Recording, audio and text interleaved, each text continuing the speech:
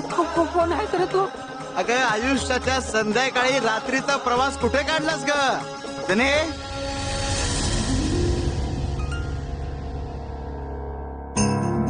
कोण आहेस रे तू? माझं नाव कसं माहित तुला? एवढ्या चौकशा कशा काही करतोस? हा, तू त्या दाजीबाचा बहुरूपी तर नाही आहेस ना? अशी हक्काच्या प्रेमाची अधिकारवाणी फार दिवसांनी ऐकली आम्ही. तुझ्या बोलण्यात जराही अभिनिवेश नाही. आता आमचं बोलणं सुद्धा काही लोकांना कठोर वाटू शकतं. हो, पण ज्याला त्यातला आपलेपणा कळला तो जिंकला.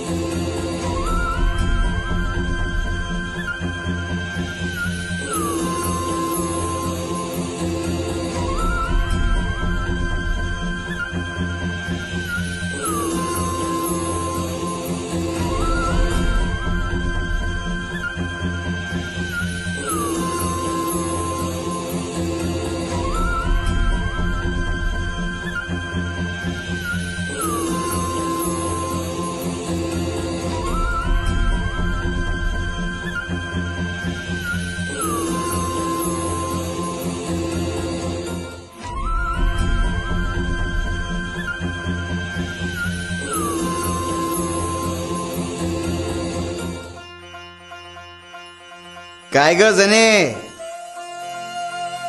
भेटला का तुला तुझा विठ्ठल? स्वामी, स्वामी चुकले मी स्वामी, मला क्षमा करा. मी ओळखू नाही शकले तुम्हाला.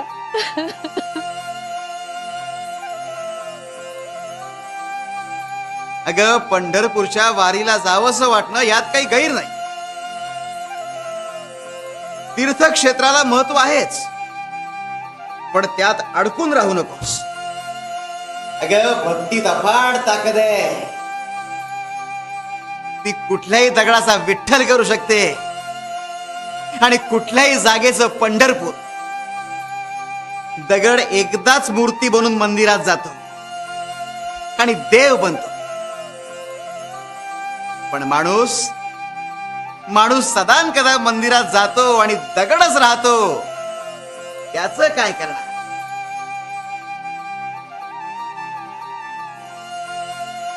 अगं कुंभाराळीत मूर्तीचा सौदा करताना पाडून मूल्य मागतात आणि एकदा का प्रतिष्ठापना केली की त्याच मूर्तीकडे गाराणीच्या गाराणी घालतात. अगं विठ्ठल सगळीकडे. हृदयात देव असेल तर तो चराचरात दिसेल.